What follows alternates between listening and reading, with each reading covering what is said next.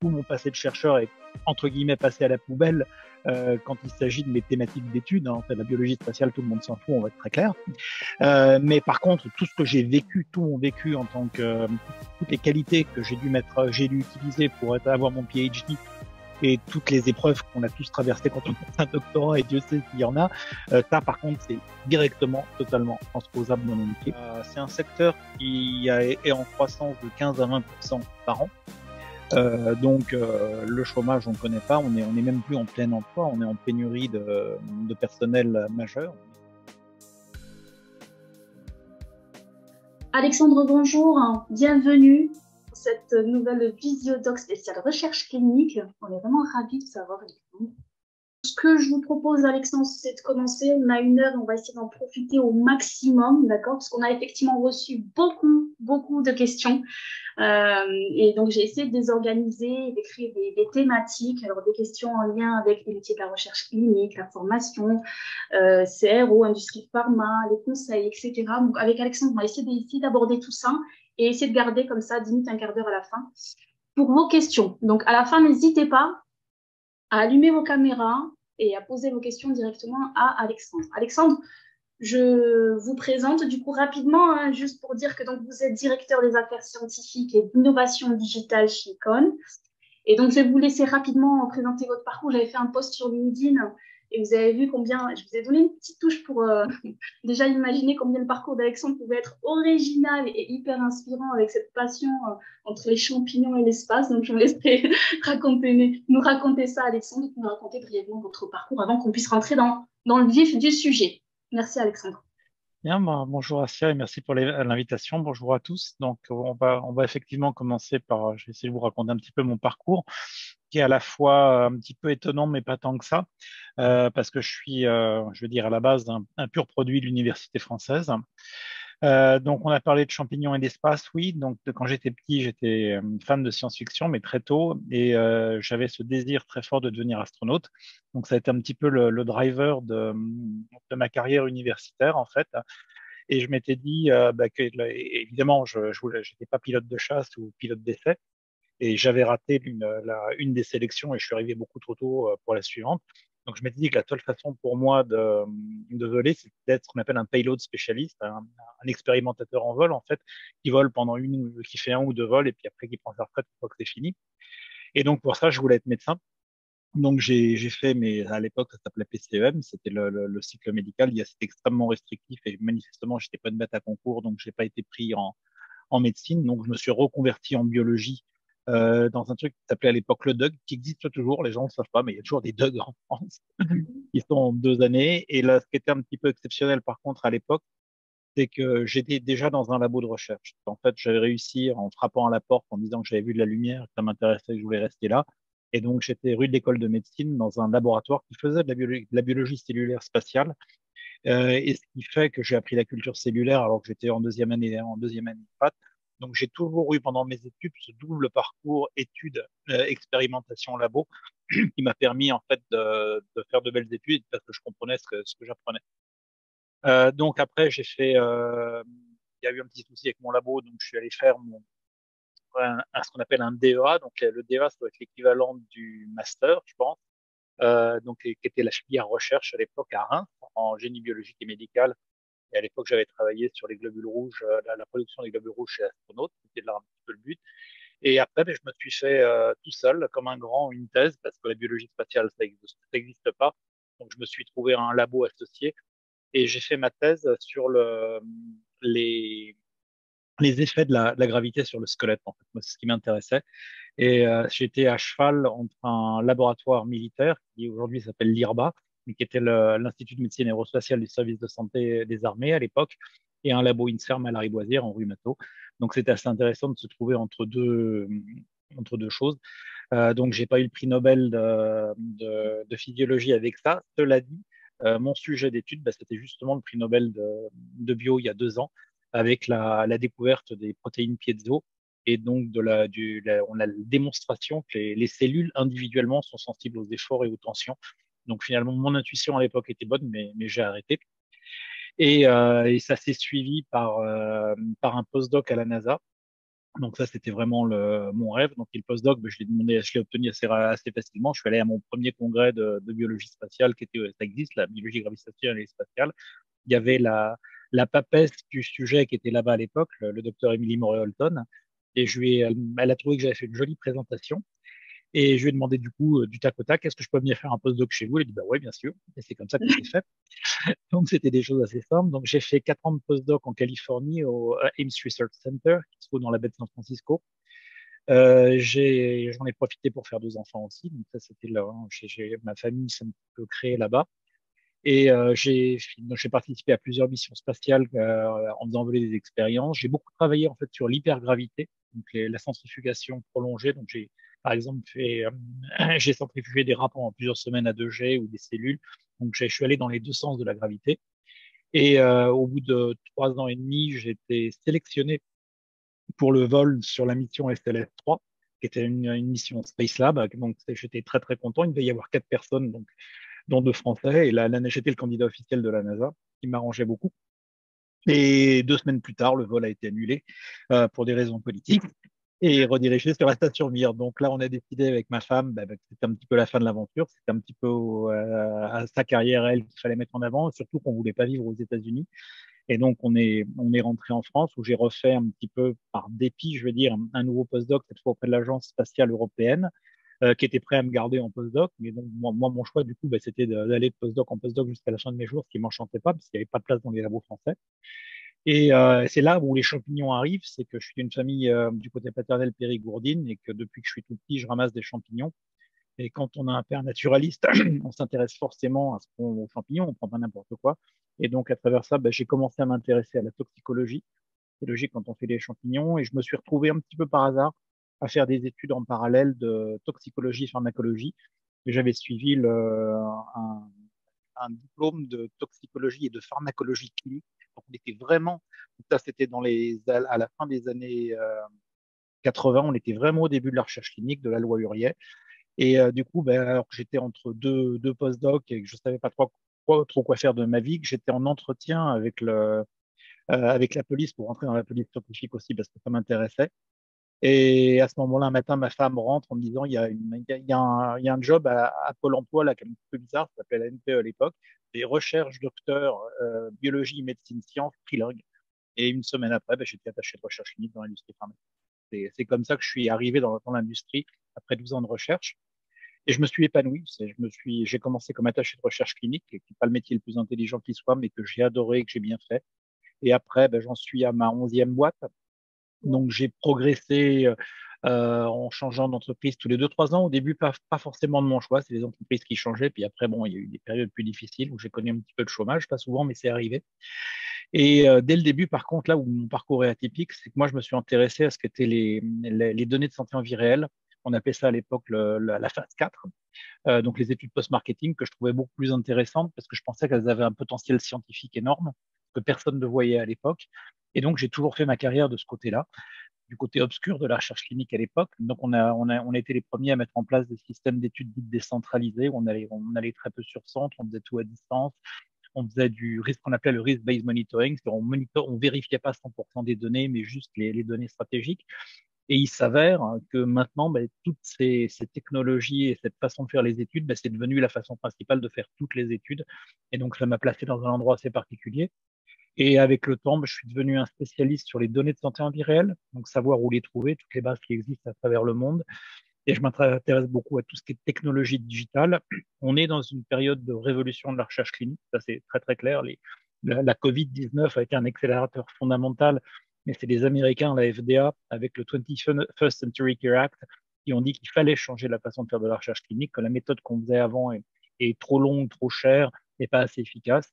Et donc, c'est le début des études décentralisées, de toutes ces choses très modernes qu'on voit, et de l'irruption de la technologie de manière absolument inéluctable, et même jusqu'à l'intelligence artificielle. Moi, je fais plusieurs projets, et ça va clairement faire partie de nos boulots, c'est une partie des tâches qui sont faites par nous, y compris la rédaction médicale, par exemple, sont faites par des AI. Donc voilà, Génial. c'est un peu l'histoire de ma vie. Merveilleux. En 10 minutes, bravo Alexandre, c'est génial. Quel beau parcours en tout cas. des patients. Et puis, une fois que vous avez été dans la recherche clinique, vous êtes tombé fou amoureux et puis vous avez évolué à travers plein de types de postes, sur plein d'entreprises. Donc, tout ça, c'est passionnant. Effectivement, on aura l'occasion de parler des métiers de la recherche clinique. Peut-être une définition rapide, Alexandre, de ce que c'est que la recherche clinique pour ceux qui sont en PhD en bio, qui ne connaissent pas les métiers de la recherche clinique et ils se disent, mais c'est quoi en fait la recherche Non. clinique? La recherche clinique, c'est la recherche qu'on fait sur les patients, donc en clinique, pour valider soit des molécules qu'on veut mettre sur le marché, soit des techniques, soit des méthodes, hein. Il n'y a pas que l'industrie pharmaceutique qui fait de la recherche clinique. Dans notre cas, on est dans un milieu qui est, pardon, qui est extrêmement réglementé. Donc, on peut comparer l'industrie pharmaceutique au nucléaire ou à l'aéronautique. Et vous avez vu dans le cas récent de Boeing avec le 767 MAX, ce qui se passe quand on s'auto-certifie, c'est pas une bonne chose. Ben, vous avez 2 avions par terre et 400 morts. Donc là, c'est pareil. Les États américains et européens, d'ailleurs, souvent suite à des scandales, hein, c'est souvent en réponse à des scandales sanitaires qu'on a vus, ont mis en place des réglementations extrêmement strictes qui disent de quelle manière on peut approuver et mettre sur le marché un médicament. Donc, historiquement, la notion de phase n'est plus employée, mais ça se fait toujours. Donc, vous avez toute la partie discovery qui se fait en labo où on cherche on identifie des cibles moléculaires et on essaie de trouver des candidats. Après, on va faire de la préclinique sur les animaux. C'est une phase qui est obligatoire sur au moins 2 animaux. Et après, on arrive chez l'humain. C'est là où on rentre en recherche clinique. Et c'est en phase 1, ce qu'on appelle le first in man, quand on arrive chez l'humain, c'est là où une molécule devient pour la première fois un médicament. Donc là, vous cherchez en général, vous faites des recherches de tolérance. Donc vous essayez de voir quelle est la dose la plus élevée qu'on peut utiliser de manière safe, sachant que vous espérez avoir une dose d'efficace qui soit bien en dessous de ça, sinon c'est pas très très pratique. Vous allez regarder la pharmacocinétique, la pharmacodynamie des produits. Après, vous passez en phase 2 pour démontrer l'efficacité. En général, donc le gold, l'étalon or, c'était l'essai randomisé en double aveugle contre placebo. C'est-à-dire vous testez contre un placebo, donc pas de molécule. De manière randomisée, vous avez 2 bras, un placebo, un bras de traitement. Il y a une randomisation, c'est-à-dire on fait un tirage au sort pour savoir dans quel bras vous allez être traité, et ni vous ni le personnel soignant ne sait quel traitement vous avez. Ça, c'était historiquement le gold standard qui est en train de changer, qui est en train d'être remplacé par d'autres choses, mais qui restera toujours là. Donc, une fois que vous avez prouvé que le produit fonctionne, ben, vous essayez de montrer que non seulement il fonctionne, mais qu'il n'est pas toxique, ce qu'on va appeler les phases 3, et avec ce qu'on appelle une phase 3 pivotale, qui est le gros essai sur lequel vous allez baser votre dossier d'AMM. Vous soumettez un dossier d'AMM, et il vous obtenez une autorisation de mise sur le marché ou pas. Et après, ben, c'est là où vont démarrer les études post-marketing, qu'on appelle les études de phase 4. Et ça, on a beaucoup parlé de recherche clinique avec la Covid-19, qui a mis un gros éclairage sur nos professions. Et vous avez dû voir d'ailleurs que comme il y avait des problèmes d'urgence, on a vu ce qu'on appelle les AMM conditionnels, les autorisations de mise sur le marché conditionnelles accélérées, des fois en fin de phase 2, ou alors que les phases 3 n'étaient pas terminées parce qu'on n'avait pas encore la safety au long terme. Et là, c'était évidemment dû au fait qu'il fallait faire très très vite. Donc ça, c'était vraiment les métiers de la recherche clinique. Et après, derrière, ben, vous avez toutes les études de pharmacoéconomie et autres qui viennent derrière. Voilà en gros le boulot que je fais. Super, génial, hyper intéressant. Et donc, du coup, la recherche clinique de façon globale en Europe, dans le monde, c'est quoi l'avenir? Est-ce que c'est en plein boom? Alors, l'avenir, c'est vers l'infini et au-delà. C'est un secteur est en croissance de 15 à 20% par an. Donc, le chômage, on ne connaît pas. On est même plus en plein emploi. On est en pénurie de personnel majeur. On est en train de traverser une crise de recrutement qui est énorme, qui est liée à plein d'éléments. Donc, au fait qu'il y a eu, bah, il y a eu un effet de grande démission. Il y a tous ces salopards de vieux qui s'en vont à la retraite et ça, c'est pas bien. C'est pour ça qu'on essaie de les garder 2 ans de plus. Mais la génération baby boom, qui étaient tous les cadres de l'industrie pharmaceutique, mais ils sont en train de partir. Il va falloir les remplacer. Moi, il me reste encore 7 ans à faire, donc je suis pas parti, mais ça va venir très très vite. Et c'était prévisible et on n'a rien fait. Il y a beaucoup de gens qui ont changé de métier. Moi, j'en connais personnellement au moins une dizaine dans mon réseau et c'est étonnant, mais c'est compréhensible. Et on a des problèmes de recrutement qui sont liés à différentes choses, qui sont liés au manque de visibilité de nos professions. Ça a un peu changé et on est en train de faire des efforts pour devenir attractif et faire savoir qu'on existe. Et il y a surtout un sentiment très étonnant qui fait que certains étudiants en biologie qui peuvent avoir des thèses, des postdocs ou des masters qui sont souvent totalement fluents en English, ils ne te sentent pas légitimes pour faire de la recherche clinique parce qu'ils ne connaissent pas le métier. Ça, c'est un de nos problèmes aussi. Donc, on essaie de montrer que c'est faisable. Donc, et alors, la raison pour laquelle la recherche clinique dans l'industrie pharmaceutique ne connaîtra pas de pénurie, il y en a deux principales. La première, c'est parce que il y a un brevet, un délai d'expiration. Donc, il y a un cycle de vie du produit. Donc, vous avez toute la partie recherche clinique mise sur le marché. En général, les ventes vont augmenter, vous allez atteindre un pic. Après, les concurrents arrivent, donc vous diminuez un peu. Puis arrive la date fatidique de la fin du brevet, c'est les génériques. Et là, en général, votre molécule, même si elle se vend toujours, le prix va descendre. Donc, si un labo veut survivre, il faut qu'il trouve de nouvelles molécules. Et pour ça, il n'y a pas de secret. Il faut faire de la recherche. L'autre chose, c'est que la recherche clinique ne concerne pas que le médicament, toujours au médicament, mais il y a d'autres choses. Et bon, annexement, il y a des choses qui se font dans l'alimentation, dans les médicaments ou la cosméto, mais là, on est vraiment dans le marginal. Par contre, le secteur qui est en train d'exploser, c'est le dispositif médical, qui était un dispositif qui n'était pas absolument pas réglementé, ou très peu. En gros, avec un stylo feutre, on écrivait STE sur le device et puis ça, youpi, c'était fait. Et il y a eu tellement d'abus, en fait, c'est toujours cette même histoire qu'il y a des abus et dont je pense que vous avez vu les prothèses mammaires PIP. Il y a eu ce journaliste qui a fait certifier un filet de mandarine pour être comme un implant pelvien. Enfin, il y a eu des scandales majeurs. Donc l'Europe a dit c'est fini les blagues. À partir de maintenant, on va mettre une nouvelle réglementation. Et la réglementation, c'est quelque chose, c'est pas qui se met après en pratique dans la loi, c'est instantanément aujourd'hui toute l'Europe doit les suivre. Et on a renforcé tous les dispositifs médicaux à remonter un dossier d'autorisation de mise sur le marché. Donc, même ceux qui étaient là depuis 20 ans, ils doivent le faire. Et surtout, c'est là où ils sont beaucoup plus durs que pour le médicament.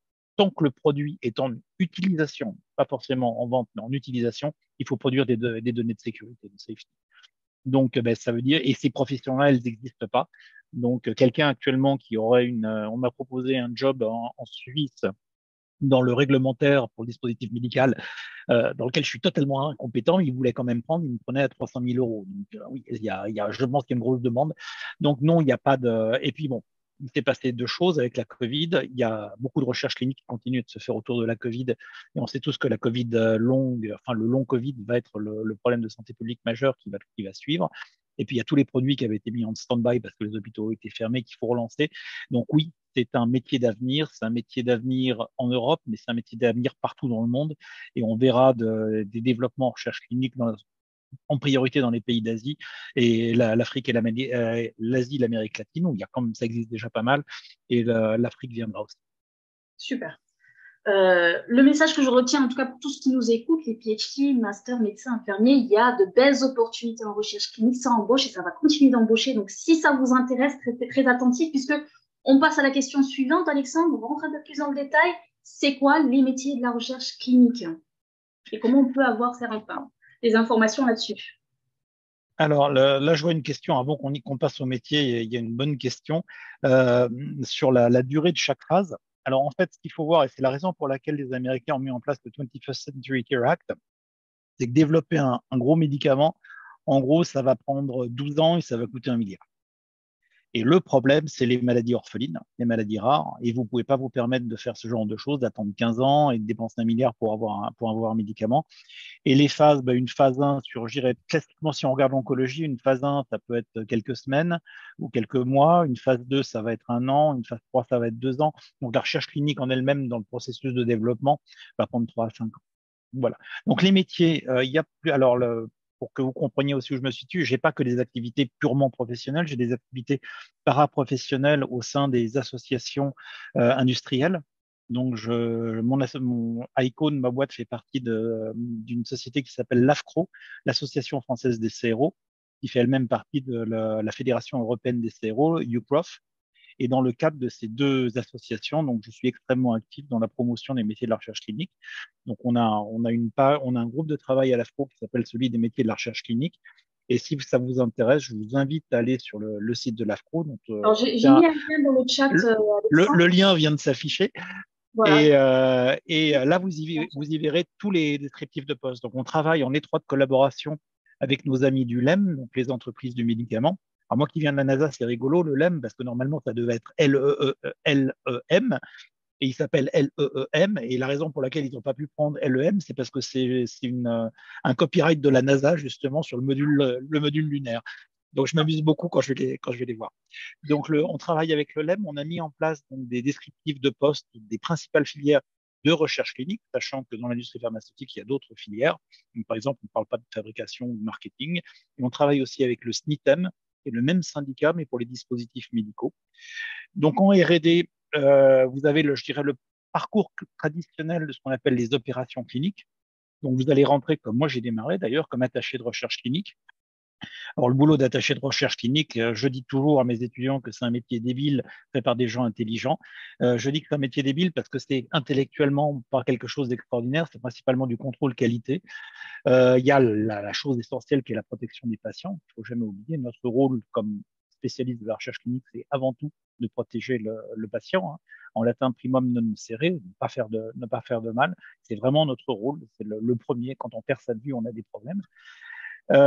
Et donc, le travail d'ARC, ben, c'est d'aller faire la relation entre le labo et les hôpitaux, vérifier que tout se passe bien sur site, que les médicaments sont distribués correctement, que les données qui sont recueillies sont des vraies données, qu'elles sont bien dans le dossier médical patient et dans ce qu'on appelle le cahier électronique, le cahier électronique de données. Donc, c'est pas un travail extrêmement fascinant. Vous passez votre vie à pousser des mails, à voyager et à faire du contrôle qualité. Mais quand c'est fait intelligemment et avec moi, c'était quelque chose de génial. J'ai adoré mes 3 années d'art. Je me suis totalement épanoui. J'étais complètement obsessionnel. J'aurais fait un mauvais art en CRO. Je vous expliquerai après ce que c'est qu'une CRO. Mais j'ai vraiment aimé ce métier-là et ça m'a permis de faire mes classes en recherche clinique. Donc en général, après, vous passez coordinateur des opérations cliniques. Un coordinateur, c'est quelqu'un qui va gérer une équipe d'ARC, soit dans un pays, soit sur une région, soit dans le monde, pour coordonner le travail de ce qu'on appelle de monitoring dans les centres. Et l'évolution naturelle, ben, c'est le chef de projet. Et donc, moi, je suis passé directement ARC à chef de projet.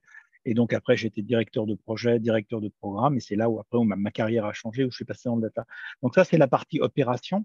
À côté de ça, il y a des gens qui travaillent en biométrie. Donc, la biométrie, ça va être en général 3 éléments qui vont être les statistiques. Et le statisticien est quelqu'un d'indispensable dans un essai clinique puisque c'est lui qui va définir par exemple, le nombre de patients nécessaires, ce genre de choses, puis l'analyse statistique derrière pour tester les hypothèses sur savoir si un produit fonctionne ou pas. Donc, il y a un département biostatistique avec en général un statisticien. Il y a un département de data management. C'est toute la gestion des données, le nettoyage des données, s'assurer que les données sont de qualité. Et ça, c'est un gros, gros boulot. Et enfin, il y a ce qu'on appelle le medical writing, donc tous les gens qui sont des techniciens de l'écriture des rapports cliniques et ainsi de suite. Donc ça, c'est toute la branche de la biométrie. Vous avez des gens qui font de la pharmacovigilance. C'est souvent là où on va retrouver des médecins donc qui s'assurent qui repèrent tous les effets secondaires qu'on va noter pendant l'essai et qui vont les rapporter. Donc c'est l'équivalent de la pharmacovigilance qu'on fait en vie réelle avec les centres de PV, mais qui est faite là spécifiquement autour de l'essai. Vous allez trouver aussi des médecins qui sont en général là pour aider les praticiens, les investigateurs à gérer leurs patients. Et on trouve maintenant de plus en plus, donc ça c'est des nouveaux métiers qu'on trouve dans la recherche clinique, c'est ce qu'on appelle les Medical Science Liaisons, les MSL, ils sont en général des gens de niveau doctorat. Par contre, là, on en forme. Donc, j'enseigne aussi à l'Université de Paris au Saint-Père. On a un diplôme d'université MSL et le niveau de sélection, c'est les doctorats. Ils sont en médecine, en biologie ou en pharmacie. Et donc, ces gens-là qui sont des interlocuteurs scientifiques, ce qu'on appelle les Key Opinion Leaders, les KOL, mais aussi des investigateurs, ils sont maintenant de plus en plus présents en recherche clinique et ils sont présents pendant les visites. Alors, on parle de visites. Sur une étude, vous avez 4 types de visites. Si vous rentrez dans l'industrie pharmaceutique, elles vous poursuivront toute votre vie. C'est ce qu'on appelle la visite de sélection. On va sur un centre pour voir s'il a les capacités à faire un essai clinique. Il y a la visite s'il est sélectionné, il y a une visite de mise en place qui est importante. C'est là on va s'assurer, on va enseigner tout ce qui est nécessaire à faire l'essai à l'équipe. Après, il y a des visites de monitoring. Donc, on revient tous les X mois ou X semaines, voir comment les choses se passent, vérifie que tout va bien, qu'il y a du produit. Et après, comme dans tout projet, ben, il y a une visite de clôture où on va s'assurer que tout est bien archivé, qu'on a une. Ça, c'est un petit peu la vie d'un arc, c'est les 4 visites qu'ils vont faire.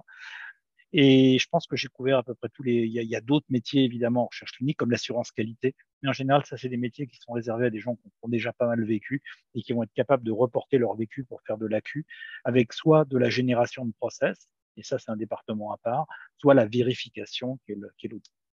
Voilà. Des fois, Alexandre, en vous écoutant, on se rend compte qu'il y a tellement de métiers, d'opportunités possibles dans la recherche clinique. Donc, il ne faut pas hésiter à aller vous renseigner, hein, ceux qui nous écoutent. C'est vrai que le premier métier, enfin, les métiers souvent en tant que PhD, on entend parler de la recherche clinique, on sait qu'il y a les métiers d'art, et puis on entend beaucoup parler des métiers d'MSL. Mais en fait, il y a énormément d'opportunités possibles. Et du coup, vous me faites une bonne transition pour la thématique suivante, Alexandre, qui sont les formations. On a beaucoup de questions, vous nous avez posé beaucoup de questions là-dessus. Je suis PhD en bio, d'accord. Je n'ai pas fait de recherche clinique, j'ai travaillé sur les cellules, Alexandre. Par contre, oui, j'aimerais bien moi faire de la recherche clinique, ça me plaît, ça m'intéresse. Est-ce que moi, en sortie de thèse, sortie de postdoc, je peux tout de suite postuler pour un métier d'art ou bien dois-je passer par une formation? Si oui, laquelle? Alors, j'ai parlé pour le PhD, mais parmi ceux qui nous écoutent, il y a des masters, il y a des infirmiers, il y a des médecins. Voilà, quels conseils vous pourriez donner à ces gens-là? Ok, alors avant ça, juste un point pour finir sur les métiers. Ça va faire 10 ans maintenant que je fais des métiers qui n'existaient pas quand j'ai démarré. Ah, Et donc l'industrie pharmaceutique fait partie de ces professions magiques, un petit peu comme l'informatique, où on peut créer soi-même son propre job. Donc il y a quelques années, à un moment il y avait des transitions dans ma boîte, une des responsables de la boîte qui est venue me voir, qui m'a dit, écoute Alexandre, tu viens dans mon service, j'ai pas de titre, je sais pas ce que tu dois faire, donc on va te parachuter dans le brouillard et tu te débrouilles, tu reviens dans 6 mois et tu m'expliques ce qu'il faut faire, j'ai confiance. Et je l'ai fait. Donc ça, c'est des choses magiques. Le job que j'utilise actuellement, c'est moi qui ai défini le titre et l'intitulé de poste, par exemple. Donc wow. ça, c'est quelque chose de magique. Alors, le péché originel de la recherche clinique, ça a été de vouloir imiter le profil des visiteurs médicaux qui font du marketing. C'est des gens qui vont voir les médecins et comme c'était un petit peu suspect d'aller faire de la pub pour des médicaments, la France a imposé, par exemple, le fait qu'il fallait un diplôme de visiteur, qui était d'ailleurs un diplôme national. Et ça, c'est un métier qui n'est pas du tout un métier d'avenir. Donc, ce qu'on a vu un petit peu aussi par paresse, c'est que là où quelqu'un comme moi, je suis arrivé sans formation en fait, dans la recherche clinique. Donc moi, c'était il y a 25 ans. C'était à l'époque où l'APEC et l'association Bernard Grégory venaient braconner aux États-Unis pour récupérer des gens comme moi, des profils de doctorants pour nous ramener dans la recherche clinique parce qu'ils avaient senti qu'il y avait une pénurie. Avec le temps, les labos sont devenus assez paresseux et ils veulent que des personnels expérimentés. Hmm. Et donc, c'est le serpent qui se mord la queue. Comment est-ce qu'on peut être embauché si on n'a pas d'expérience? Comme on a... Bon, bref, c'était le. Et donc, ce qu'on a vu, c'est que le profil, du coup, ce qui s'est fait, c'est que le profil d'embauche tel qu'il était il y a encore quelques années, c'était un diplôme de bio, quel qu'il soit. Donc, licence, master, doctorat, postdoc et même diplôme d'infirmier. J'ai un de mes collègues qui est un ancien infirmier militaire, par exemple. On leur demande ensuite de faire une formation de recherche clinique. Et là, à nouveau, toutes les formations se valent. Le tout, c'est que vous ayez appris le vocabulaire et que vous sachiez ce que c'est que la recherche clinique. Donc, c'est un petit peu débile. Donc, il y a des gens qui ont fait 2 semaines, vous se retrouvez à côté de gens qui ont fait 2 ans. Mais c'est ça. Et une expérience professionnelle qui est en général un stage. Donc, il y avait cette espèce d'obligation qui, moi, me révoltait d'ailleurs d'être reforcé de refaire des études alors que c'est pas nécessaire. Et ce qui est d'autant plus dommageable, c'est-à-dire que quand vous allez arriver en poste, vous allez être formé. Hmm. C'est-à-dire que le jour où vous arrivez les 3 premières semaines, voire les 2 premiers mois dans mon cas dans certaines boîtes, vous les passez purement en formation. Ça, c'est une obligation réglementaire. Et donc, vous allez vous taper entre 2 semaines et 2 mois de formation à bouffer ce qu'on appelle les procédures opératoires standards, les SOP, parce qu'il y a des SOP absolument pour tout. On fait rien par hasard. Les outils, les procédures, les aires thérapeutiques. Donc, c'est complètement idiot de demander une formation, mais on va vers ça. Et c'est ce qui m'avait amené à contacter l'université il y a maintenant une quinzaine d'années, donc la fac des Saints-Pères où un de mes fils faisait ses études, en leur disant, mais vous n'avez pas de formation à la recherche clinique. Et on dit, ben, c'est très bien, rentrez. Ils ont fermé la porte, ils m'ont jamais laissé sortir. Et donc, j'ai jamais réussi à faire ce que je voulais, c'est pouvoir faire un diplôme qui puisse être fait en parallèle d'un autre. Comme ça, on sortait avec son master ou sa thèse, mais on avait fait de l'argent, une formation en recherche clinique et on était opérationnel. Donc, on a créé 2 DU, qui sont des DU ARC MSL. Il y a maintenant des choses qui sont absolument fabuleuses, qui sont des masters professionnels, des masters pro en apprentissage avec le CFA du LEM. Donc, on a un master pro en recherche clinique et un master pro en affaires médicales.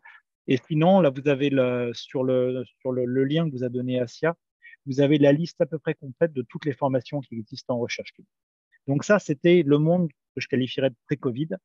Maintenant, on est dans une pénurie de personnel telle que les choses changent. Donc, il y a plusieurs options. Il y a des labos ou des CRO. Donc, la différence entre un labo et une CRO, Un labo, c'est un laboratoire pharmaceutique. Ça peut être aussi une entreprise qui fait de biotech. Ça peut être du dispositif médical.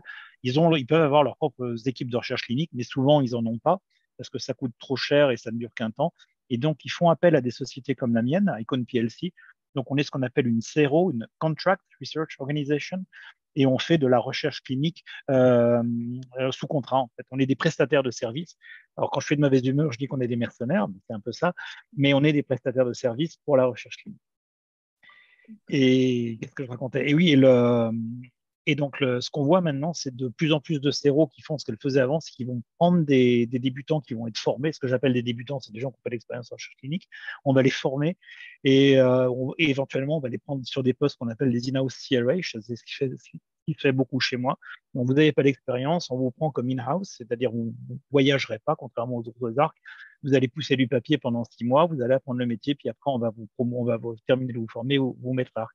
Donc maintenant, on est à un moment où, en cherchant bien, il y a des possibilités de rentrer sans formation, surtout, je dirais, pour des profils un peu trapus qui sont dans une aire thérapeutique intéressante. Donc, je pense à l'oncologie, à la neurologie, à ces choses.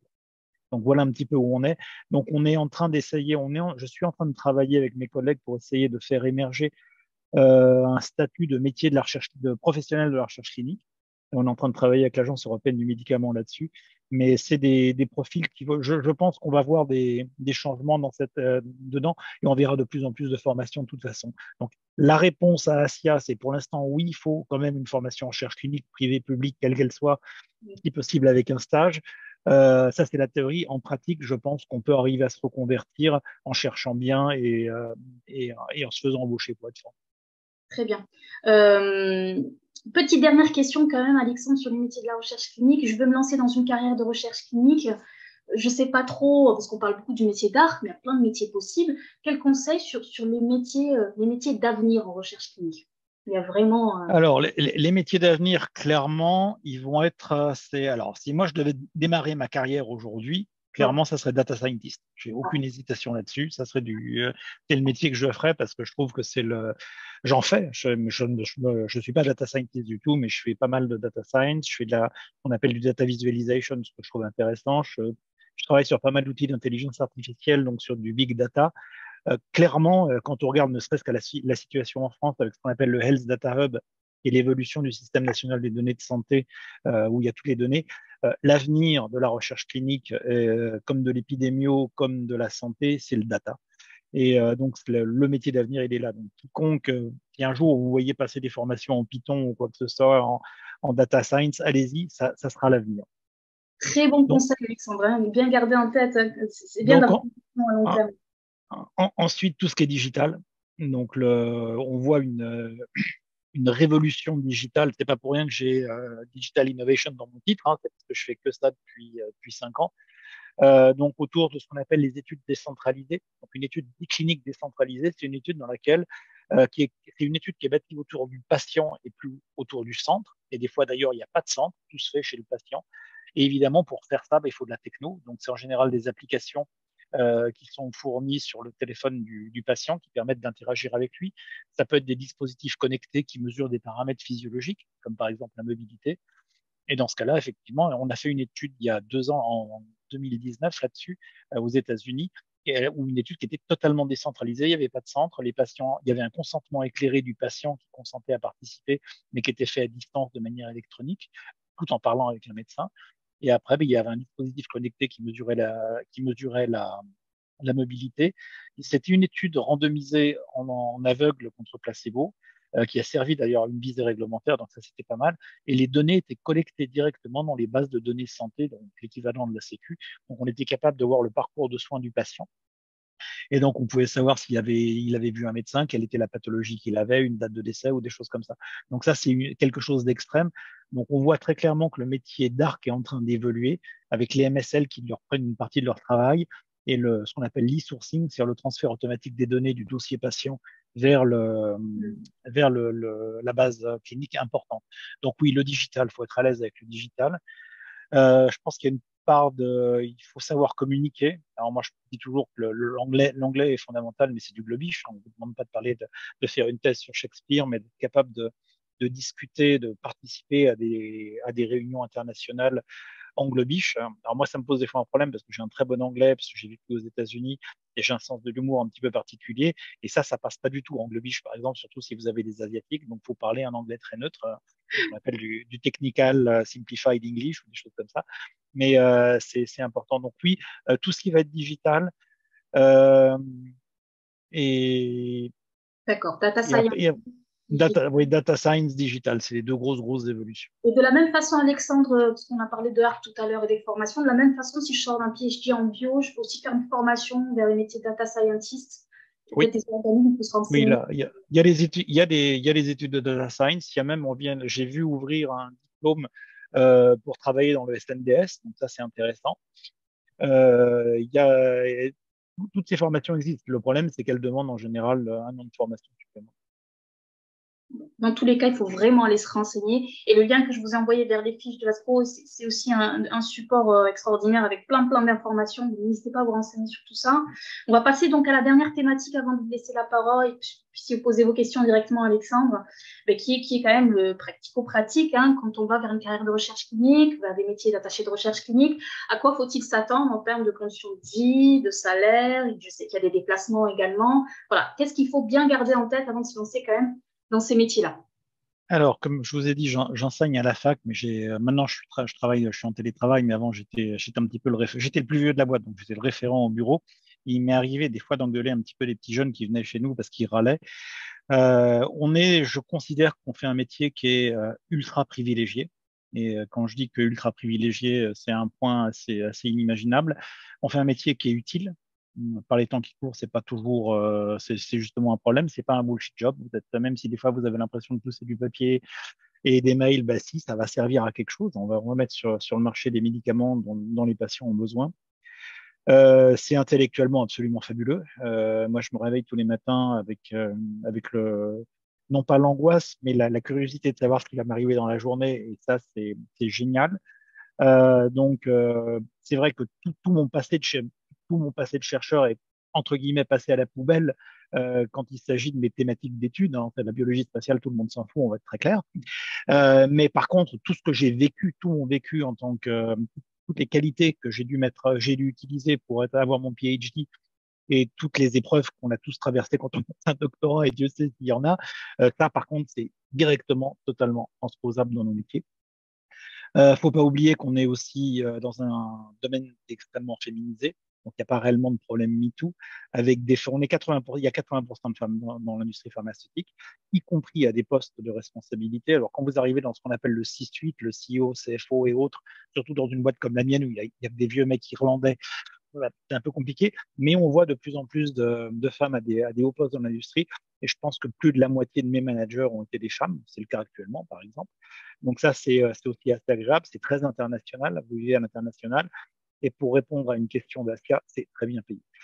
Donc un attaché de recherche clinique qui démarrait il y a 3 ans aux alentours de 36-40 k, actuellement pour un débutant, c'est 50. Donc, vous C'est voyez pas que mal quand c'est des jobs qui sont quand même qui payent pas mal. Alors, il y a des différences entre les CRO et les pharma, c'est-à-dire que le package va pas être le même. En CRO, les salaires et les bonus sont plus élevés. En pharma, vous aurez des packages qui vont compenser la faiblesse des salaires, enfin la faiblesse relative des salaires qui reste très élevée de toute façon. Donc ça, il n'y a pas de problème. Alors, à quoi s'attendre vous aimez, si vous êtes très sensible au stress, il faut aller voir ailleurs. Je pense que la vie monastique est pas mal, mais on ne fait pas de la recherche clinique si on ne supporte pas le stress. Et je parle pas forcément du mauvais stress, c'est-à-dire un patron qui nous tape sur la tête, mais simplement le fait qu'il y a des patients, qu'il y a des urgences et il faut savoir gérer ces choses-là. Moi, j'adore ça, donc c'est pas, je suis totalement insensible au stress, je suis complètement inconscient, mais j'en ai même besoin. C'est quelque chose qui me nourrit, c'est une excitation qui est là. Donc là, le stress, c'est problématique. Ça peut être problématique pour certains, et on a vu des jeunes, moi j'ai déjà vu des gens exploser en vol. Et l'autre truc, c'est vrai, quand on démarre, bah, au début, après, quand on est chef de projet, on voyage moins, mais un attaché de recherche clinique, ça peut être 1 à 2 visites de centre par semaine. Donc, ça veut dire que vous allez voyager toutes les semaines, 1 à 2 fois, et comme comme moi j'ai démarré, j'avais 2 enfants de 2 et 3 ans, ben c'est problématique parce qu'il faut s'organiser avec les gosses. En plus, moi, à l'époque, j'étais basé en France, mais je monitorais au Royaume-Uni. Donc, il fallait maximiser le temps de travail enfin, maximiser, être efficace. Donc, oui, je dirais que le plaisir intellectuel est là. Et ça, pour moi, c'est ce qui me motive tous les matins quand je me réveille. Mais par contre, il faut savoir qu'il y a du stress et que ça peut être fatigant. Et quand on a mon âge, sortir de 3 semaines non-stop de voyage comme je viens de faire, c'est pas comme quand j'avais 18 ans et que je partais en vacances. Ouais, ça, c'est les éléments. C'est super, c'est bien quand même de garder tout ça en tête. Alors, excusez-moi, je vois des gens qui arrivent. Ça arrive peut-être un petit peu trop tard, mais c'est pas grave. C'est bien de garder tous ces éléments en tête. Et juste, encore 2 petites questions et ensuite je laisse la parole.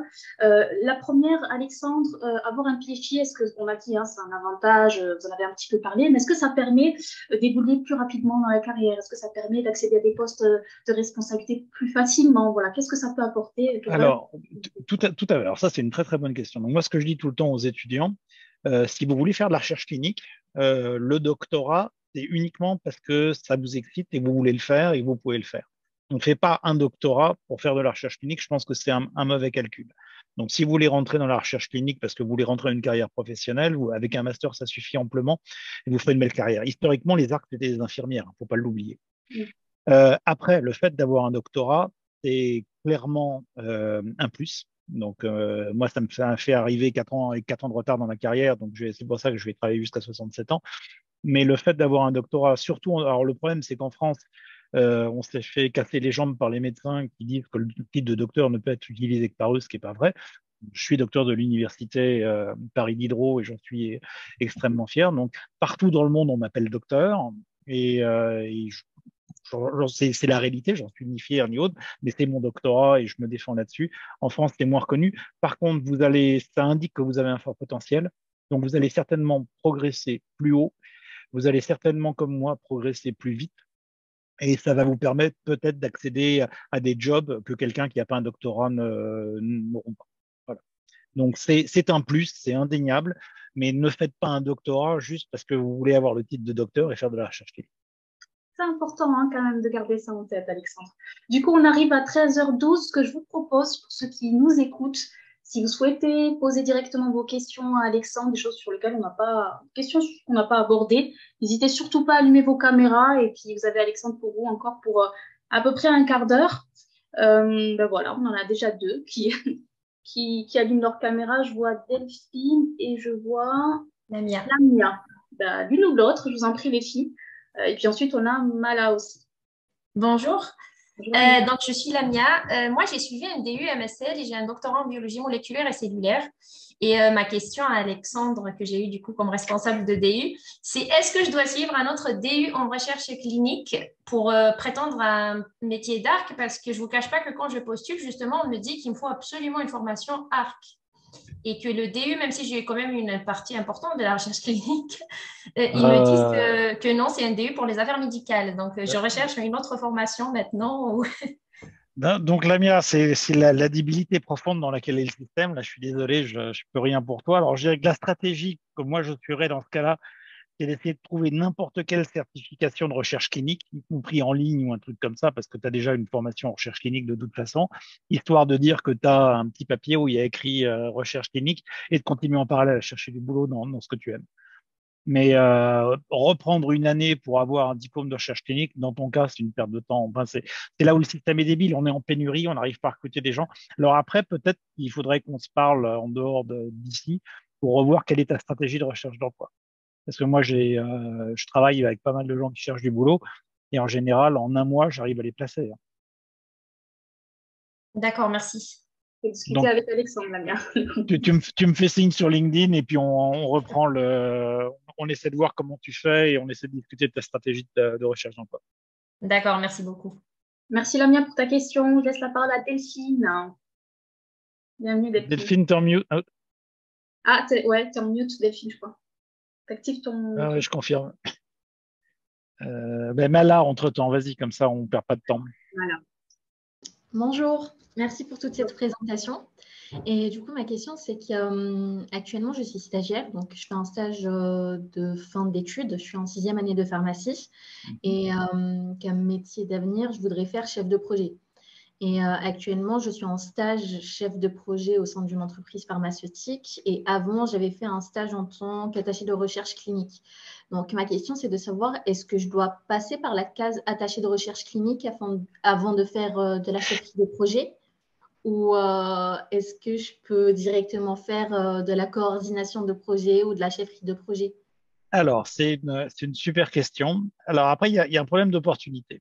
Donc, si tu me demandes mon avis en tant qu'ancien arc, moi, je suis intimement convaincu que si tu veux gérer une équipe où tu as des arcs, il faut connaître le métier.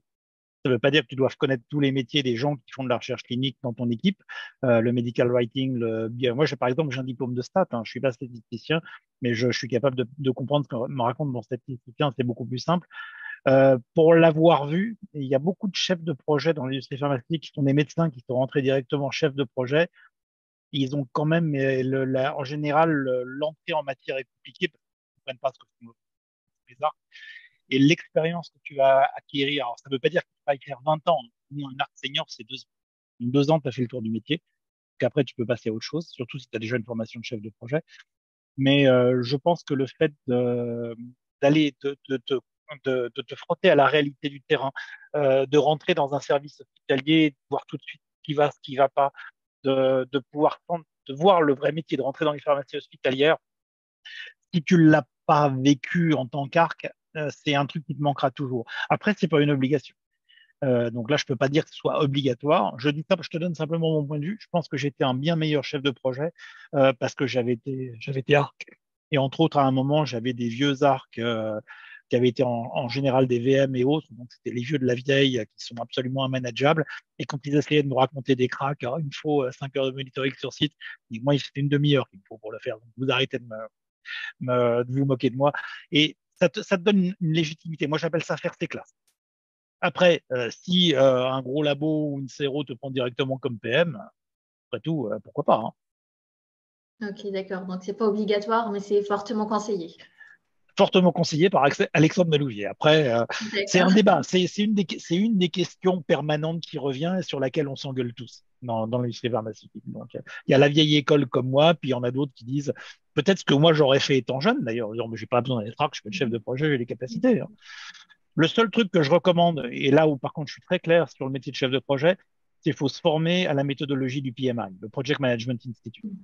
Donc ça, pour moi, et si vraiment vous êtes sérieux, moi, j'ai été membre du PMI pendant 10 ans, je me suis jamais certifié parce que je suis très paresseux et me taper 4 heures de QCM, où on essaie de me planter, ça m'amuse plus, quoi, j'ai passé l'âge. Mais le fait d'être un certified project professional, un CMP, un PMP, c'est quand même un plus dans l'industrie. Et ça vous D'accord. évitera de réinventer la roue à chaque fois. Vous avez toute la méthodologie qui est là. Les Américains sont géniaux. Il y a un truc qui s'appelle le PMBOK, le Project Management Book of Knowledge. Vous vivez avec ça. Et après, vous n'avez plus jamais à réfléchir. Très bien. Merci beaucoup. Alors, Merci. Delphine. Ah, Ah, Delphine, toujours pas pu résoudre ton problème de micro, je crois. euh, N'hésitez pas s'il y a d'autres personnes qui souhaitent poser des questions, allumer la caméra. Peut-être en attendant, j'ai une question pour toi, Alexandre, parce qu'on m'a dit aussi, tout à l'heure, tu as dit, Amala, c'est aussi une question d'opportunité. Ça m'a renvoyé vers la notion de réseau. On n'a pas beaucoup parlé. Quand on cherche justement des opportunités en recherche clinique, il y a aussi cette notion de réseau qu'il faut travailler. Alors, réseau, contacter des gens, créer des relations sur tout à LinkedIn. fait. Peut-être tu pourrais donner, Alexandre, pour augmenter ses chances, en fait, de décrocher. Alors, la chance, c'est une notion qui n'existe pas. Donc, moi, je parle toujours d'opportunités. Donc, ça veut dire créer des opportunités, donc créer un maximum d'occasions, savoir reconnaître une opportunité et agir sur l'opportunité. C'est ça Mhm. la chance. Donc là, LinkedIn est notre meilleur ami. Et donc, moi, ce que je conseille toujours aux petits jeunes, c'est d'essayer de viser, alors déjà d'optimiser le profil LinkedIn. Euh, Mhm. Si vous avez des questions là-dessus, j'ai fait un post, j'ai fait une publi il y a pas longtemps là-dessus où j'ai repris tout ce que j'avais glané à droite à gauche sur comment avoir un profil LinkedIn qui se fait repérer par l'algorithme de LinkedIn. Et c'est débile, mais si vous le faites pas, vous n'existez pas. Donc faites ça. Donc optimisez LinkedIn. Ensuite, quelque chose d'aussi débile qu'une photo un peu professionnelle et un intitulé qui correspond à ce que vous cherchez parce que vous êtes. Et ensuite, ben, repérer des gens qui ont les postes qui vous intéressent, si possible qui ont le même parcours que vous, c'est-à-dire qui ont une thèse et le job que vous visez, demander à rentrer en contact avec eux et allez pas faire la roumaine en s'il te plaît, monsieur, donne-moi un travail parce que ça marchera pas. Par contre, allez leur demander des conseils. Et c'est exactement ce que je suis en train de faire aujourd'hui, c'est vous donner des conseils et ça on le fait assez facilement. Et donc demander comment ils sont faits, comment ils ont été recrutés, est-ce que la boîte recrute? Ça peut être une bonne question. Et si oui, à qui il faut aller? Et là, soudain, vous n'êtes plus le candidat lambda envoie une lettre anonyme à une boîte en disant avec un truc qui sort du néant. Vous envoyez un courrier, un mail à une personne précise que vous êtes capable de nommer sur recommandation d'une autre personne qu'elle connaît. Et là, ça change tout. Ça ne veut pas dire que vous allez être pris. Ça veut simplement dire que soudain, vous sortez de l'anonymat. Donc, il y a un gros travail de devoir à faire. Et donc, moi, l'objectif quand je cherchais du boulot, c'était les objectifs que je m'étais imposés. Il fallait que j'ai tous les jours un contact positif, c'est-à-dire que j'arrive à craquer une boîte et avoir les noms dans cette boîte-là qui m'amenait à un entretien par semaine. Et ça, c'est des objectifs faisables. C'est dur, c'est beaucoup de travail, mais chercher du boulot, c'est un emploi, hein, faut le voir comme ça. Mais ça, c'est une bonne recette. Donc, essayez d'augmenter votre réseau LinkedIn tant que vous pouvez, d'essayer d'avoir un maximum de contacts, de regarder, suivant vos formations, s'il y a des annuaires d'anciens élèves et regarder où ils sont. Ça, c'est aussi très puissant. Super. Je repose la question à Delphine. Delphine, est-ce que c'est... Non, là, c'est en mute, c'est clair. Je vois le. Ah, ça y Oui. est. Est-ce que vous Ah, m'entendez? c'est bon. Ouais, ok, super. Bonjour à tous et bonjour Alexandre. Merci pour cette belle présentation que j'ai entendue à nouveau et c'est toujours très riche. Voilà, juste un petit peu en quelques mots. Voilà, je vais commencer une formation d'ARC, justement. Alors, j'ai un doctorat en chimie physique. Mhm. J'ai ensuite évolué vers la communication, transfert de connaissances à différents niveaux. Et aujourd'hui, j'aimerais rejoindre cette belle aventure parce que pour moi, c'est vraiment une très, très belle aventure avec de très beaux projets derrière. Et je voulais savoir, en tant que, on va dire, à la suite d'une formation, intégrer un stage, vous recommanderiez plutôt à l'hôpital, plutôt dans un laboratoire pharmaceutique? Et quelles sont les différences ou les points communs et les différences? Alors, d'accord. Donc, si tu aimes l'esclavage, l'hôpital est fait pour toi. Donc, ça va être, c'est très mal payé. Alors, l'intérêt de l'hôpital, il est Mhm. multiple. Le premier, c'est que c'est en général des jobs sédentaires, donc on bouge pas. Donc, Ah quand on oui, a des jeunes d'accord. enfants, ça peut être pratique. On apprend le métier, ça c'est très clair, même si l'industrie trouve que c'est un peu dévalorisé. Moi, je pense que je connais plein de gens qui ont débuté à l'hôpital et pour lesquels ça s'est bien passé. Le problème, c'est que c'est pas pérenne. Alors, pour un stage, ça va, mais ça sera pas pérenne. Donc Bien sûr. après, il y a les talons, enfin, il y a le coup de bol maxi, c'est de rentrer dans un labo. Oui, Parce que là, c'est vraiment j'entends bien. ça va être, et en général, c'est comme d'ailleurs en CRO, ça va être la promesse d'une embauche si tout se passe bien, parce qu'ils vont considérer ça comme une période d'essai. Bien sûr. Donc Mhm. le labo, et si moi j'avais un choix, je rentrerais en labo. Ouais. Et après, ben, naturellement, ça va être les CRO. Les CRO ne prenaient pas de stagiaires avant et c'est en train de changer. Donc une CRO comme la D'accord. mienne qui n'en prenait pas en prend, et ça c'est nouveau. Moi, je trouve ça un peu dégueulasse parce que je pense qu'il faudrait prendre directement les gens en CDI. Mais bon, ça, c'est mon caractère de cochon. Je trouve que c'est un peu indigne. Mais ça va. Le truc, c'est d'avoir la première expérience. Une fois qu'on a mis un J'entends pied dans le bien. métier, la carrière, elle est Oui. garantie jusqu'à la fin. Oui, oui, oui. Merci Alexandre, merci pour ce retour. Merci bien. C'est vrai. Et je réinsiste sur le message, Alexandre, parce que tu l'avais déjà dit.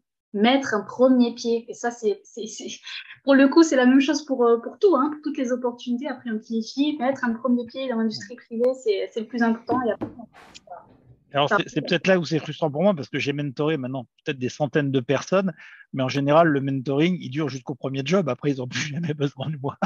Et pas mal finalement. Donc, je garde des relations avec certains d'entre eux où je les vois évoluer. Mais en termes de mentoring, l'aide, elle est réellement nécessaire pour trouver le premier job. C'est là où on a besoin d'aide. Le reste, après, chacun arrivera à trouver son chemin. et tant mieux pour les filles. Après, c'est OK. Ben, s'il n'y a pas d'autres questions, est-ce qu'il y a d'autres questions? N'hésitez pas à lever vos caméras, il nous reste encore quelques petites minutes. Allez, je vois Samuel. Coucou Samuel. Salut Asia, on Bien, m'entend? Mhm. bien, on t'entend bien, Samuel. Bonjour Alexandre, c'est en partie une question, allez, je vais quand même la poser parce que c'est un peu ma spécialité, j'adore poser des questions, mais surtout en commentaire, j'adore la façon où vous exprimez, où vous parlez de votre carrière, de votre parcours et aussi de la, entre guillemets, c'est que je reprends vos mots, hein, de la débilité du système certaines fois.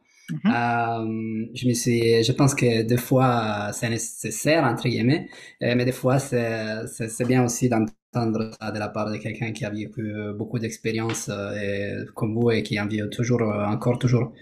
Et la question, c'est par rapport à la partie salaire. Vous disiez qu'il y a une différence entre les packages salaires en labo et Mhm. en CRO. Je ne sais pas si vous pouvez nous donner un exemple sur Ben, les primes, du coup, si je comprends bien, sur les ouais, c'est variables, ça. C'est-à-dire, là, les par vraies exemple, différences. la partie variable peut être souvent beaucoup plus importante en labo qu'en CRO. C'est-à-dire, nous, on a Ah, des primes qui peuvent varier de 5 à 10%, des fois pour les postes élevés.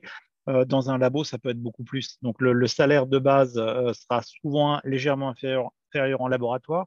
Et d'ailleurs, comme ils n'arrivent pas à recruter, ils prennent des prestataires. Donc, une entreprise comme Icon, je crois qu'on doit être 40 000. Et sur les 40 000, on a 20 000 personnes qui sont Icon, qui sont des prestataires directement chez le client, parce que le client préfère nous payer, nous, hmm. que de faire exploser les échelles de salaire chez eux. Donc, ça, c'est un bon exemple. Et évidemment, ben après, tu es beaucoup plus protégé dans ta carrière. Tu as certainement moins de stress en labo qu'en CRO. Moi, je reste et j'ai fait une bonne partie de ma carrière en CRO parce que je trouve que c'est plus excitant, on fait beaucoup plus de choses, on travaille on acquiert de l'expérience beaucoup plus vite. J'ai un petit peu travaillé en labo. C'est vrai qu'en labo, pour peu que tu deviennes expert, tu es très vite dans ta zone de confort et tu te mets un petit peu à ronronner. Moi, ça me plaît pas beaucoup. L'avantage de la CRO, ben, c'était qu'on te secoue un peu. Et j'ai vu passer une question tout à l'heure sur les diplômes étrangers. Alors, et ça, c'est un problème que je connais bien à la fac. Donc, par exemple, avoir un diplôme alors, les Européens, il n'y a pas de problème. Et on peut un arc, quelqu'un qui a obtenu un diplôme de biologie ou d'arc en Espagne, il peut parfaitement travailler en France, il n'y a pas de problème. C'est directement transposable. Le problème qui se pose, c'est pour les gens à diplôme étranger, genre du Maghreb ou du Moyen-Orient, on en a pas mal. Et là, le problème, c'est la carte de travail.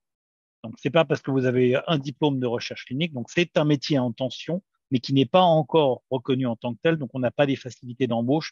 Et c'est clair que pour une boîte, faire toute la paperasse et payer pour embaucher un extra-européen, c'est compliqué. Mais une fois qu'on est dans le système de travail, il n'y a pas on est dans le monde du travail européen, il y a zéro différence dans les parcours entre les extra-européens et les autres. C'est pareil. Et on a énormément, moi je connais des CRO par exemple qui recrutaient beaucoup de médecins algériens ou marocains ou tunisiens et ça se passait très, très bien, ils faisaient de très belles carrières. Hmm. C'est important de garder ça en tête, du coup. Ceux Donc c'est qui une ont... question que j'avais vu passer Oui, dans je celle qui sais avait qu'il y a été des mise, gens donc du je Maghreb, voulais y répondre. du Maroc qui nous écoutent également. Donc. Et puis une dernière question, peut-être Alexandre avec Jamila. Merci Bonjour beaucoup. Jamila, merci Samuel pour ta question. Merci beaucoup Alexandre, merci Asia pour Avec organiser ça. plaisir. Bonjour à tous. Vous m'entendez, n'est-ce pas? Mhm. Très bien, Jamila. Bonjour Alexandre. Merci beaucoup pour tout ce que vous venez de nous expliquer. Ça a été très, très riche pour moi. Alors, je vais poser une question qui est un petit peu personnelle, en fait. Moi, je suis docteur. J'ai une expérience de postdoc à Oxford. Au total, j'ai 12 ans d'expérience en recherche préclinique. Et j'ai décidé, j'ai fait une pause de 4 ans pour élever mon enfant. Et je voulais un petit peu avoir votre avis et celui de personnes qui vous ont entouré hein, professionnellement, euh, de la perception des recruteurs face à un CV où en fait on a, je dirais, une pause de 4 ans. Comment c'est perçu? Comment peut-on se vendre après une telle pause? C'est un petit peu ma Alors, difficulté de l'heure actuelle. ouais, à part que bon, les choses ont changé parce qu'on est en pénurie. Donc, je parlais avec des recruteurs il y a pas longtemps et ils me disaient que là où il y a 3 ans, ils avaient 5 candidats pour un poste, là ils ont 3 postes pour un candidat. Donc les choses ont changé. Donc ça, on peut pas le nier, c'est évident. Et sans parler de pause, on est en train de voir pour la première fois des recruteurs, et j'en connais certains qui me disent, c'est la première fois qu'on arrive à embaucher des seniors. C'est-à-dire des gens qui étaient même sortis du travail pendant un certain moment, mais qui revenaient, qui avaient 55, 60 ans. Pour la première fois, on voit ces gens-là retrouver du boulot. Donc il y a une crise. Donc je pense que le moment est idéal. Le truc fondamental, c'est de ne pas te laisser te dévaloriser. Ouais. Le doctorat, c'est comme le vélo, une fois qu'on en a fait, on sait toujours en faire. Et donc, et ça, les recruteurs sont malheureusement très bons là-dessus. C'est la vieille image de l'universitaire qui sait rien faire, qui est bon à rien, et ainsi de suite. En plus, tu t'es arrêté, le cerveau a cessé de fonctionner pendant que tu faisais les enfants. Non, non, non, t'as un doctorat, t'es docteur, t'as une expérience en préclinique, t'es parfaitement opérationnel. En plus, je dirais, je serais cynique, tes enfants, entre guillemets, sont derrière toi, puisque le plus dur est passé. Donc, du coup, bah, t'auras pas cette interruption qui va on peut être carrément dégueulasse là-dessus. Mais c'est comme ça qu'ils réagissent. Et donc, il faut pas que tu hésites. Je pense que tu rentres dans le lard et que surtout, tu te laisses jamais dévaloriser lors de ce genre d'entretien. Ça, c'est vraiment le point fondamental. Oui, parce qu'effectivement, je vous rejoins, on peut tomber autant sur des personnes qui sont très humaines. Ça m'est arrivé, j'ai eu un entretien il n'y a pas très longtemps qui s'est très bien passé. Après, voilà, il y avait meilleur que moi, mais j'étais quand même bien positionnée par rapport à ce que j'aurais pensé. Mais on peut effectivement tomber sur d'autres types de personnalités. Et c'est là où il faut des soutiens. Il ne faut pas que tu te retrouves tout seul. C'est là où les amis sont importants. C'est là où tes anciens collègues sont importants. Il ne faut pas que tu t'isoles chez toi. Il faut que régulièrement tu aies des contacts avec des gens avec lesquels tu puisses parler, réfléchir à haute voix, en fait. C'est ça qui est. On me demande souvent ce que je dis dans mes conseils. Bon, c'est du bon sens, mais la plupart du temps, je me contente d'écouter les gens réfléchir à haute voix et c'est amplement suffisant. Donc, te démoralise pas, te laisse surtout pas abattre et rabattre parce que ça, c'est dangereux. Et c'est là, on a tous des périodes de doute, hein. Moi, je suis passé par des périodes compliquées. Je me souviens que la plus longue, j'étais en poste, donc j'étais pas en danger, mais j'ai cherché pendant 8 mois du boulot parce que je voulais me sauver de ma boîte. J'avais des entretiens toutes les semaines. Donc, ça marchait, enfin, c'était les gens accrochaient. Et pendant 8 mois, ça marchait pas. Et là, il y a un moment, on rentre à la maison, on se regarde dans la glace, on se dit, j'ai la braguette défaite, qu'est-ce qui s'est passé? Et c'était à chaque fois, il y avait une bonne raison. Je suis scientifique, donc j'ai repris tous les cas les uns après les autres. Je suis même dans certains cas allé vérifier ce qu'il m'avait dit, et c'était des embauches en interne. Donc des fois, tu as des périodes, c'est comme ça. Et ne te laisse pas démoraliser, ne te laisse jamais sous-évaluer. Et éventuellement, tu utilises l'APEC. L'APEC est là Oui, pour c'est ce ça. que j'ai. Oui. Voilà, donc utilise tous ces organismes de soutien. Tu as l'association Bernard Grégory, tu as Résalliance, tu as Tout à plein fait. d'endroits où on Justement, peut. je Voilà. suis dans le programme de mentorat, exactement. Donc tout, Non, non, tout là, je mets ça, tout en tout ça, avant. c'est important. Voilà. Ouais, exactement. Et puis, je vais m'atteler à suivre le tuto que vous avez mis sur LinkedIn pour optimiser justement le profil. Alors, je dis pas ça pour me vendre, mais ça Non, marche. mais bah oui, Moi, mais LinkedIn, c'est devenu un enfer depuis que non, j'ai mais fait je ça prends pour tout. moi. Je pense qu'il faut prendre tous les outils qu'on a à sa disposition. Et en fait, l'histoire de LinkedIn, ça a démarré parce que je suis apparemment dans le fichier d'une boîte de recrutement. Et toutes les semaines, Gated Talent, toutes les semaines, ils font justement une séance de formation sur le LinkedIn, là, ce que j'appelle Toto l'algo. Et moi, je suis allé là-dedans. Vous avez vu que j'ai un sens de l'humour spécial. Je suis d'une mauvaise foi absolue. Et je suis allé là-dedans en tirant la page, en disant qu'est-ce qu'ils vont m'apprendre sur LinkedIn. Je crois que ça fait des années que j'avais pas autant gratté pendant une demi-heure. J'avais 3 pages de notes dans tous les sens et j'ai en gros passé tout mon week-end à tout refaire. Et Excellent. j'avais déjà un bon profil, mais en gros, j'avais raté plein de trucs que Ouais, je ouais. comprenais pas. Et du coup, ben, je me suis renseigné sur les stratégies de LinkedIn, comment fonctionnait l'algorithme, quelles étaient les méthodes d'optimisation. Et c'est la petite synthèse que j'ai faite pour vous éviter. Et tous mes collègues qui ont fait la même chose me disent oui, il y a eu un avant et un après. Eh ben, je vais y aller de ce pas. Merci beaucoup, hein, Alexandre, et merci beaucoup, Asia. Avec grand plaisir, Jamila. On se retrouve pour le mentorat Résilience également. Merci à tous. Hein. C'est vrai qu'on arrive un peu au bout. On a un tout petit peu dépassé Alexandre, mais n'hésitez pas à suivre Alexandre sur LinkedIn. Hein. On vient de parler de LinkedIn. Que de précieux conseils. On avait encore des questions dans le chat, Alexandre, ça va être compliqué, sinon on va extrêmement déborder. Squally, Adjer avait des questions. Est-ce qu'ils peuvent vous contacter justement sur LinkedIn? Je fais le service après-vente sur LinkedIn, vous pouvez venir. Donc, Squally, Adjer, n'hésitez pas à vous connecter déjà avec Alexandre si ce n'est pas le cas, et puis poser vos questions en messagerie privée. J'ai encore des messages qui arrivent, mais je pense de gens qui sont en train de nous dire au revoir, ou des choses comme ça. Merci, plein de remerciements, de gratitude. C'était vraiment une super présentation, Alexandre. J'ai hâte de mettre le replay sur YouTube d'ici la semaine prochaine. Normalement, ça devrait se faire. Écoutez, peut-être un dernier mot, Alexandre, parce qu'on ne se lasse jamais d'écouter vos conseils. Un dernier mot pour tous ceux qui nous ont écoutés, et puis pour ceux qui vont vous écouter dans le replay, hein, des masters, PhD, médecins, infirmiers. Quel dernier conseil vous donnez à ces gens-là qui souhaitent aller vers une carrière en recherche clinique? Alors, je leur dirais que la recherche clinique est la voie naturelle, en fait, pour nous tous, hein. Moi, j'ai commencé à faire ce genre de choses parce que je trouvais qu'il y avait d'un côté une industrie qui était désespérément à la recherche de personnes et d'autre côté, des gens qui avaient des formations sublimes et qui trouvaient pas de boulot. Donc, il y a du travail, il y a il y a du travail intéressant, il y a de très, très belles carrières à faire. En faisant des choses, à mon avis, qui n'existent pas aujourd'hui. Donc, soyez curieux, n'hésitez pas. À nouveau, c'est avoir le premier job qui va être véritablement le challenge. Mais une fois que vous êtes arrivé, c'est plus, vous restez, hein.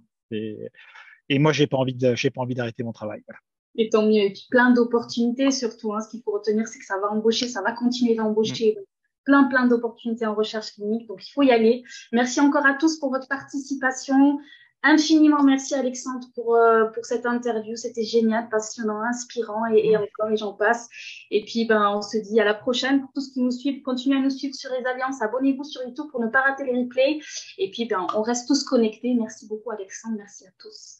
Au revoir et à la prochaine. Merci, Asia. Au revoir. Au revoir.